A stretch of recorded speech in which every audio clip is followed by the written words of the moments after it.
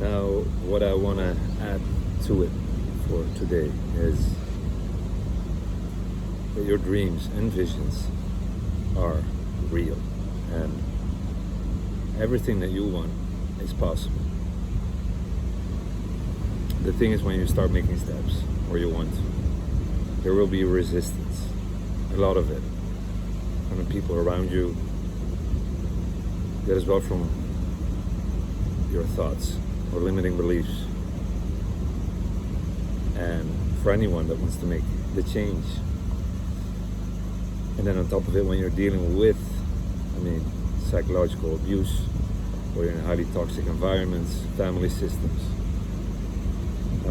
that resistance will be times 10. And you got to be even a bit careful. And I went through that and went through trial and error, and steps forward and two backwards again, and falling back. But I found my way through, and I'm so happy I pushed through in the moments that I thought I don't know how or what, or when I was about to give in or give up. There was something that ignited within me, and that was something given, a certain spirit, guidance to keep going. And that's what I mean with freeing yourself and then staying free, because that's a big challenge as well, to consistently every day choose yourself, especially when you're dealing with this type of abuse and everything that's being projected onto you and will be once you start making steps. It is easy to be pulled back. It's easy to be manipulated. They will call you the most selfish person in the world for finally choosing for yourself. You will become the most disrespected person in this world for choosing yourself. And you will be easily become the scapegoat. By stepping out, you actually expose those people which they cannot stand and need to save face. They'll do everything they can to do that.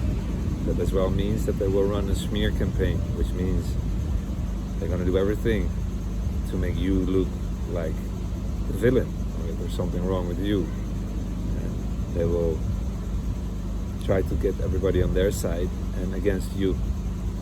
That's often happened to me in so many ways. They take away your support. For many abusive people out there, it's about you getting stuck and that you need to return, like begging to come back. And then that's their ultimate goal, to say, look how great people we are. She left, tried to go, was disrespectful, came back, and we're allowing it back in. In the beginning they might be a bit nice, but the abuse will eventually intensify. It's not that they will be thinking, oh, well, we really have been too rough on this person. It happens in family systems. If it's your partner will not be like that. No, they will be thinking about how to up their game, and this time do it even more hidden and make it worse for you. Stepping out another time becomes harder. You will be drained more. You will be sucked back in. And eventually this is how people actually never really step out or get out, because of those traps where you can fall into. They want to make you scared, but this is what happens within very abusive dynamics, psychologically, emotionally, mentally abusive individuals. Could be narcissists or somebody with borderline personality or disorder, but there can be combinations of them. Putting a label is not something I want to do, and there are tests for it, but as well, I think there are so many combinations of those labels, and it doesn't matter. It's very easy to detect when people are abusive, but it's very hard to detect when you're in it. And you need the guidance and support to first truly start recognizing and seeing for what it is and how it's affecting you. And then you can make decisions from within that stick, and you can move forward with confidence. Because all the resistance you will get, that conviction from within, will ensure already that you keep going.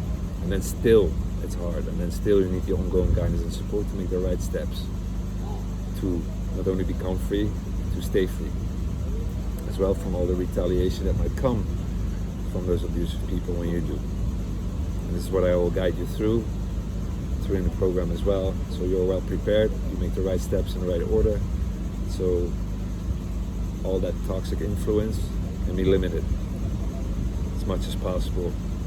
And this way of detaching as well is a way to completely eliminate it, and that will speed up your process, that will allow you to heal, allow you to get back to self, to regulate and calm your nervous system, for you to make your steps forward in the direction of your authentic self and life, and to become the most empowered version that you are, and stepping in the identity and your true self.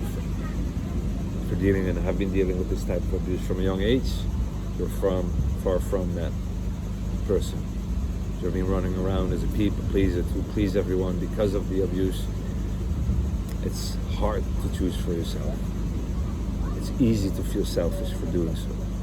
And that voices of those people, even after you've left, that program is active. There's a shared fantasy that was projected onto you. There's a so-called introject, and if you are not aware of those things, and this is what I will guide you through as well, and it comes all to pass in the program, you will still make decisions that are not really your own, but coming from that program and from those voices, from those people.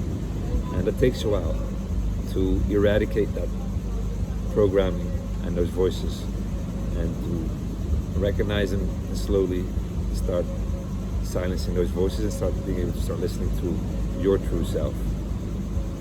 And then still along the way there will be resistance. Even now I feel resistance. Every time I move in the direction of purpose, there are things around me or people as well. Sometimes I'm too easy to trust them and don't see the hidden intentions, and people are easy to discard you, or they'll show themselves eventually. But I experienced those things, and they'll continue. But if you're prepared, and if you're, let's say, have built muscle for that, you know how to push forward and how to handle it, and to stay in your own truth and on your own path. And I started 2018, figuring it all out, and then stepping onto this path, and then with ongoing education. Trust me, every day I did the work, the self-work, and learn as well from the best out there, and combined everything. And with my own experience here, I'm providing you a path to bridge the gap, so you don't have to spend 8-9 years, and in a few months you can really do a lot and free yourself and get on the right path. And I want you to be able to, at one point, be able to go on your own by yourself. Again, a couple of months is what you need to be thinking about, and then the journey continues for you. And I'll be always here, and you can always come back. But at least you will have everything in the tools, everything in your pocket, and with a new identity, stepping into your true self, successfully having passed this type of abuse, if you're dealing with that, and being free, and being able to move forward. And that's crucial. So if you're not sure, if you're stuck with people in your life, whether that's family, a boss, a partner, or you feel very stressed around people, you feel your whole energy shift when they come in, you start walking on eggshells, and you feel your chest tightening up, those are indications. Listen to your body. It took me years before I started listening to that, actually a lifetime. But I grew up with this type of abuse. For me it was my normal, until I started seeing things, patterns as well, when I repeated abusive relationships later on.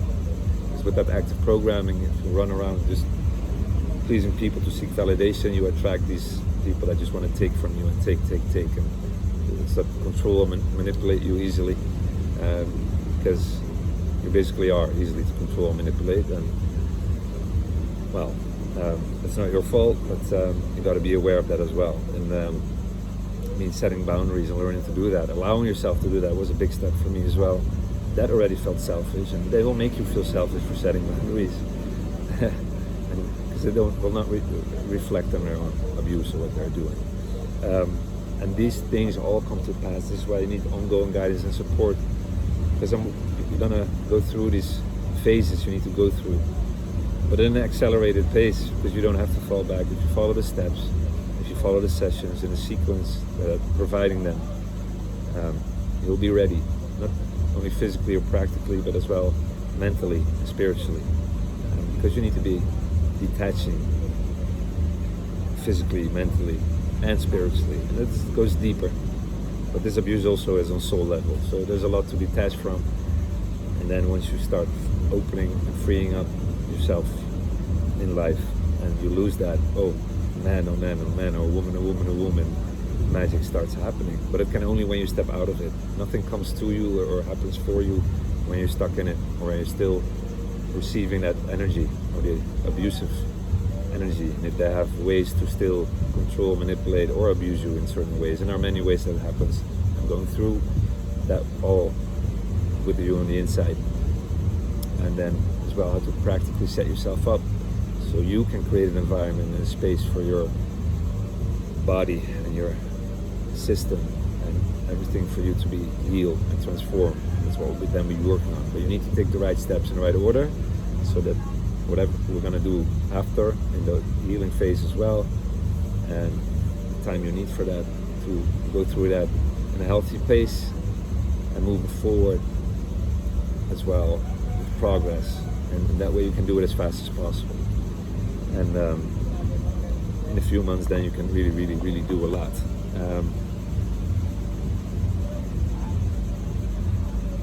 It's a narrow path, but it's from today forward, I suggest you start choosing yourself. Take a little step. It's about taking little steps.